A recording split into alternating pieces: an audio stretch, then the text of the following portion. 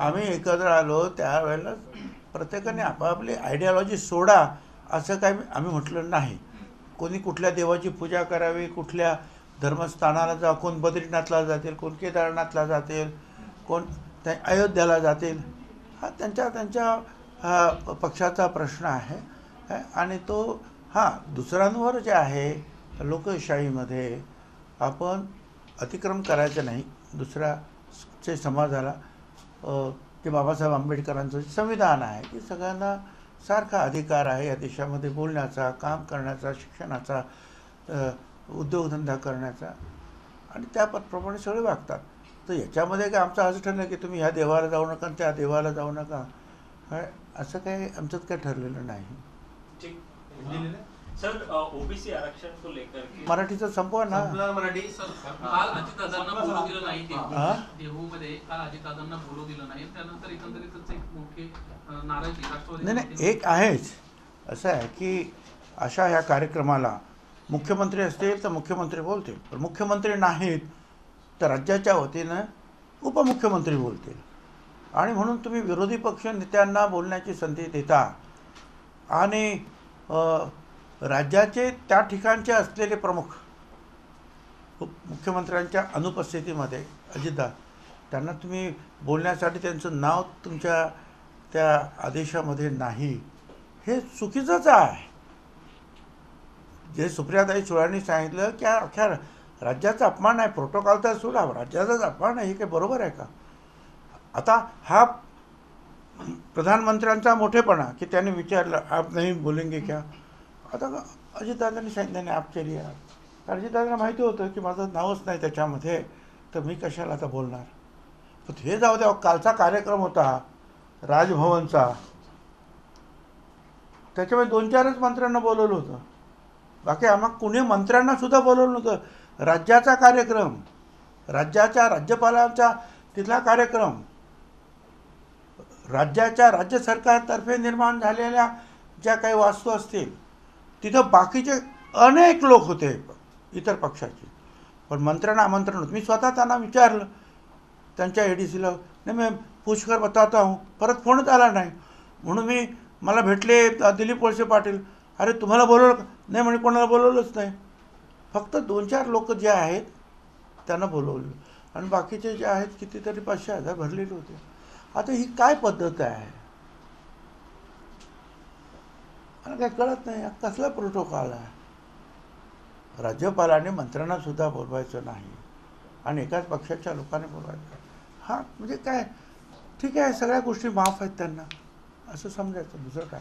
भुजबळ साहेब, अजित पवार जे आहे याआधी कार्यक्रमामध्ये पंतप्रधान यांच्या समोर त्यांनी आपली व्यथा मांडली आणि त्यानंतर मात्र भाजपला या भीतीमुळे यावेळेस भुजबळ अजित पवार यांना बोलू दिलं नाही, असं वाटतं आपल्याला? नाही, मला माहीत नाही, परंतु जे काय झालं आता ते असं झाले का तसं झालं का, अरे हे असले जे हायपोथेटिकल जे आहेत ना ते काय मला बोलता येणार. जे काय झालं त्याच्यावरून बोलतो आहे. हिंदी में जानना चाहिए सर, जिस तरह से इंपीरियल डेटा को लेकर आंकड़े में आती है तो इसका बहुत बड़ा इम्पैक्ट पड़ेगा पूरे समाज पर, किस तरह से? देखो उस दिन जो है मेरे पास जो है एक जो है अखबार का एक जो है पेज आया था औरंगाबाद से, और उसमें दिखाया गया था कि ओबीसी की संख्या बहुत यानी बहुत ही कम, शहर में भी और ज़िले में भी. ऐसा हो ही नहीं सकता है. जब मंडल आयोग का यहाँ इम्प्लीमेंटेशन हुआ, लागू हुआ, तब 250-300 जातियाँ उसमें थी, 54% लोग ओबीसी में है. उसके बाद जातियाँ बढ़ गई, आज 400-450 जनजातियाँ जो है उसमें है. फिर VJNT है, जो छोटी जनजातियाँ हमको कहते हैं, जो भटका है, ये है, वो है, छोटे छोटे घूमने वाले जो है पार लोग, वो है. फिर मुस्लिम है, तो मुस्लिम लोगों में भी ज़्यादा से ज़्यादा लोग ओबीसी के हैं. बागवान है, मनियार है, कुरैशी है, बहुत सारे हैं. फिर आप झोपड़पट्टियों में जाएंगे, कोई ऊंचे जाति के लोग नहीं रहते हैं, या तो दलित रहेंगे या तो ओबीसी के रहेंगे. तो आप उनको नहीं गिनेंगे। अगर दूसरे प्रांतों से भी आए हैं, वो अगर कुशवाहा है, सैनी है, माली है, मनियार है, कुर्मी है, आप उनको नहीं गिनेंगे। वो अब हमारे राज्य के जो है नागरिक बन गए हैं, राज्य की सारी सुविधाएं वो लेते हैं, मतदान करते हैं। अगर कोई आरक्षित जगह है तो वहाँ भी इलेक्शन लड़ते हैं, तो वो भी तो ओबीसी में आपको लेना चाहिए। मगर ऐसा कुछ नाम के ऊपर, नाम तो जो ऐसे होते हैं एक नाम 10 जातियों में रहता है, तो ऐसा थोड़ा है कि एक सॉफ्टवेयर कंपनी को जो बोल दिया, सॉफ्टवेयर कंपनी को जो ऑर्डर दे दिया, ये नाम ये जाति का होता है, ये नाम ये जाति का, ये ऐसा हो ही नहीं सकता। ये जो है सॉफ्टवेयर आईटी जो है, ये आप उसको जो फीड करेंगे उसके मुताबिक चलेगा। वो खुद का जो है दिमाग नहीं वापस यूज़ करेगा, उसका इस्तेमाल नहीं करते ये सॉफ्टवेयर।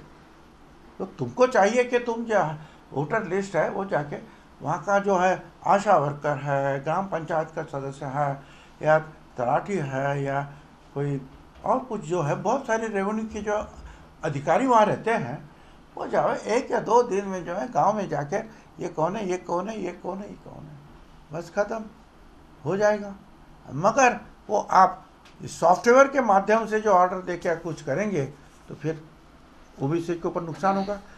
सवाल ओबीसी के राजकीय आरक्षण का नहीं है।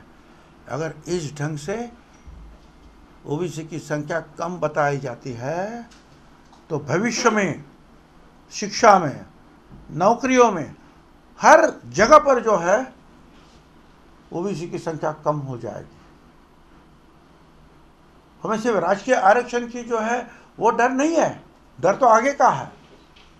तो हमेशा के लिए हम लोग डूब जाएंगे।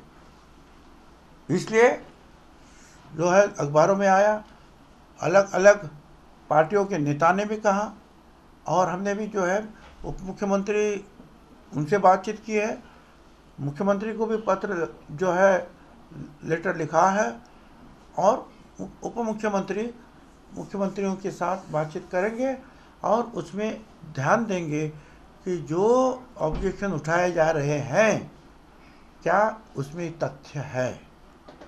जो हम बोल रहे हैं कि इस ढंग से होना चाहिए, इस ढंग से गलत, तो ये सही है नहीं है, वो उनको देखना चाहिए, वो देखेंगे। प्रेसिडेंशियल इलेक्शन को लेकर के आपसे जानना चाहेंगे कि ममता बनर्जी एक मीटिंग बुलाई है, पवार साहब ने पहले ही प्रेसिडेंट पद को नकार दिया है, राष्ट्रवादी कांग्रेस पार्टी बार बार इस बात पर जोर दे रही है कि उन्हें यूपीए का अध्यक्ष बनाया जाए। हमने तो नहीं कहा, पवार साहब ने तो कभी नहीं कहा कि कहा उनको अध्यक्ष किसी संस्था का, किसी यंत्रणा का कर दे, ऐसा कुछ नहीं कहा। या आप जो है गूगल मत डालो।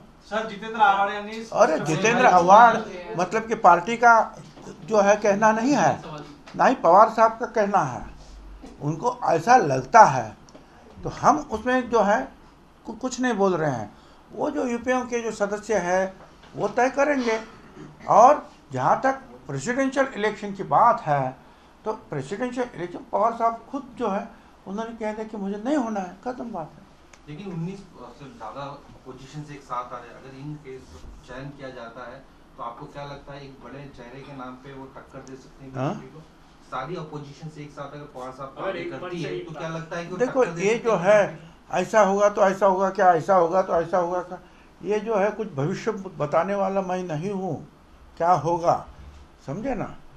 और सारे भविष्य जो है वो गलत निकल रहे हैं आजकल। तो बात यह है कि जो हालात है, जो हो रहा है, उसके ऊपर मैं भाष्य कर रहा हूँ। जिस तरह से ईडी लगातार महाराष्ट्र के मंत्रियों पे कार्रवाई कर रही है, अनिल परब को बुलाया है, इस तरह की जो दबाव तंत्र चल रहा है, जिससे पहले राज्यसभा में वोटिंग की कमी हुई, 2 मंत्री नहीं हो पाए, अगर ऐसा फिर से वो देखने को मिलता है तो किस तरह देखते हैं ये कार्रवाई को? अब इसमें जो है नई बात नहीं रही है कि बीजेपी की ये सरकार, भारत सरकार जो है विरोधी पक्षों के नेताओं के ऊपर ये income tax, CBI, jail, ED लगातार उसका मारा कर रही है, मंत्रियों को जेल में डाल रहे हैं। और जहाँ जहाँ विरोधी पार्टियों की सरकारें हैं, ममता बनर्जी का हो या और किसी का, वहाँ तकलीफ शुरू है। और महाराष्ट्र में तो जो जो महाविकास आघाड़ी में है उनको तकलीफ देने की बात हो ही रही है। तो बस वो उनका काम जारी है। और ये लोकशाही के हित में नहीं, इतना ही मैं बोल रहा हूँ। बोलने के लिए तो खूब बहुत है, वो यंत्रणा है, उसको जो है वो जिनको तपास कर रही हैं तो उसको करने दो, ये वो। अरे फिर सारे पार्टियों जो है बीजेपी की पार्टी में भी तपास करो। वो तो कह रहे हैं कि भाई अब बहुत सारे लोग कांग्रेस के, शिवसेना के, इधर के उधर या राष्ट्रवादी के गए तो बोल रहे भाई बीजेपी में आए तो बच गए। तो ये कैसे बचे हैं, क्या बचे हैं? अभी इसके लिए ऊपर जो है वही बात जो है कहने से कुछ फायदा नहीं। राहुल गांधी को 2 से 3 दिन लगा, राहुल गांधी जी को भी 2-2, 3-3 दिन बुला रहे हैं। पंडित जवाहरलाल नेहरू और कांग्रेसी नेताओं ने जिस संस्था का जो निर्माण कर दिया देश हित के लिए, पंडित नेहरू जी उस जमाने में, मोतीलाल जी नेहरू उनके पिताजी, इस देश भर में एक सबसे अमीरों में उनकी गिनती होती थी। सारा कुछ जो है देश के लिए अर्पण कर दिया। इस सारी सुविधाएं आराम छोड़कर जवाहरलाल नेहरू 11 साल तक जेल में बैठे। फिर इंदिरा जी ने अपने जो है आहुति दे दी, अपनी बलिदान दी, प्राणों की कुर्बानी दे दी। राहुल गांधी के पिताजी ने भी देश के लिए कुर्बानी दे दी। अब उसके उनके ऊपर 3-3 दिन बुलाकर जो वीडियो का जो है चला है, ये बहुत दुखदायक घटना है। मैं तो कहूँगा कि इसके ऊपर जो है सरकार के वरिष्ठ नेता है भाजपा के, वो उनको सोचना चाहिए। अच्छा, कल प्रधानमंत्री नरेंद्र मोदी महाराष्ट्र में थे। अजीत दादा भी एक पद साथ में ही थे, एक ही स्टेज पर थे। प्रधानमंत्री ने आग्रह भी किया अजीत दादा को बात करने के लिए, लेकिन ऑर्गेनाइजिंग कमेटी ने जो है उनका नाम नहीं लिखा था और इसके वजह से भाषण देने। देखिए, आपको गलत आप कह रहे हैं। जब भी प्रेसिडेंट साहब आते हैं या प्राइम मिनिस्टर साहब आते हैं तो पूछते हैं कि स्टेज के ऊपर कौन कौन है, मिनट टू मिनट प्रोग्राम भेज दो। इन्होंने जो भी हम लोग प्रोग्राम भेजते हैं वहाँ से जो है उनके ऑफिस से तय होता है इतने ही लोग स्टेज पे रहेंगे और इनके भाषण होंगे। तो वो जहाँ से ऑर्डर आई उनके पीएमओ ऑफिस से, वो उस संस्था के पास वो ऑर्डर थी, उसके मुताबिक उन्होंने नाम पुकारा। अब ये तो बड़प्पन है मोदी साहब का कि उन्होंने, वो भी अचरज में पड़ गए कि भाई ये उप मुख्यमंत्री जो राज्य के प्रमुख नाते से यहाँ पर, अगर मुख्यमंत्री हैं तो वो है, मगर मुख्यमंत्री जब नहीं है तो राज्य का प्रतिनिधित्व तो उप मुख्यमंत्री करते हैं, तो वो क्यों नहीं बोल रहे हैं? तो उन्होंने उनकी तरफ इशारा किया।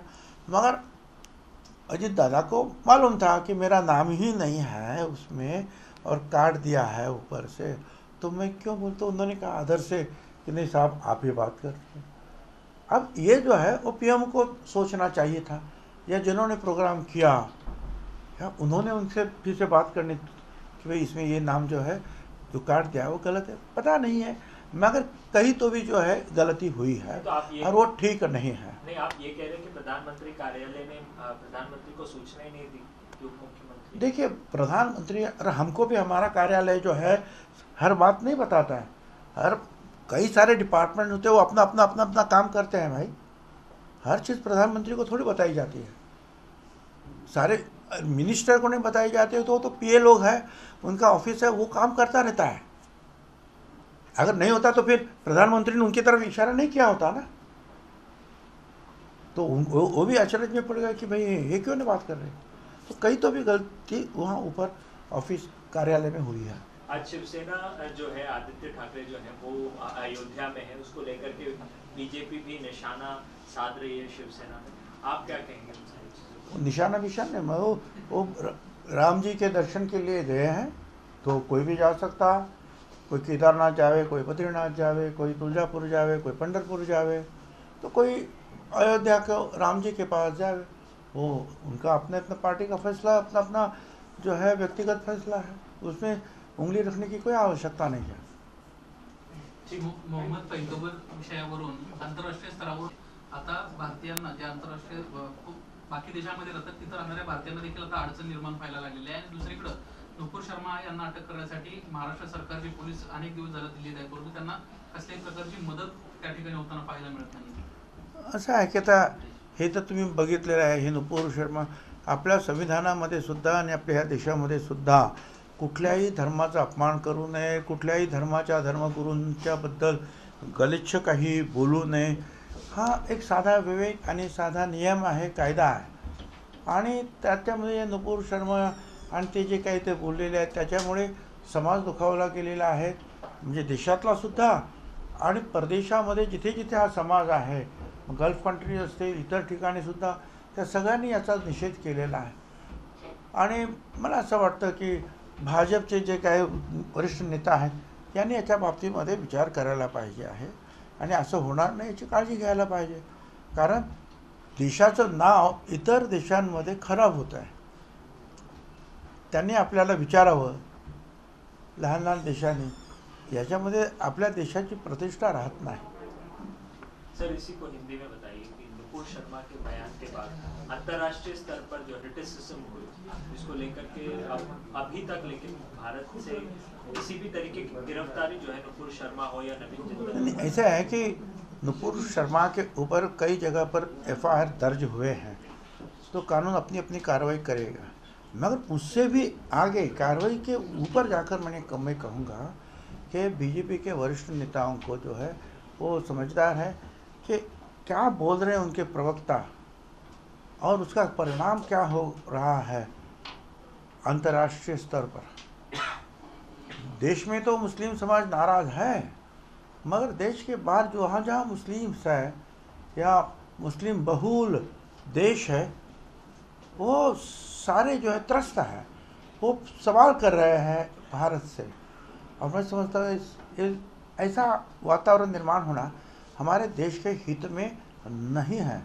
तो इसके लिए जो है मैं समझता हूँ कि भारत सरकार के वरिष्ठ नेता जो है उनको ध्यान देना चाहिए और ऐसे जो है गलत बातें ना हो, क्योंकि हमारे देश में सारे धर्मों की इज्जत रखनी चाहिए, उनका जो है सम्मान करना चाहिए, यही हमारे संविधान में कहा है.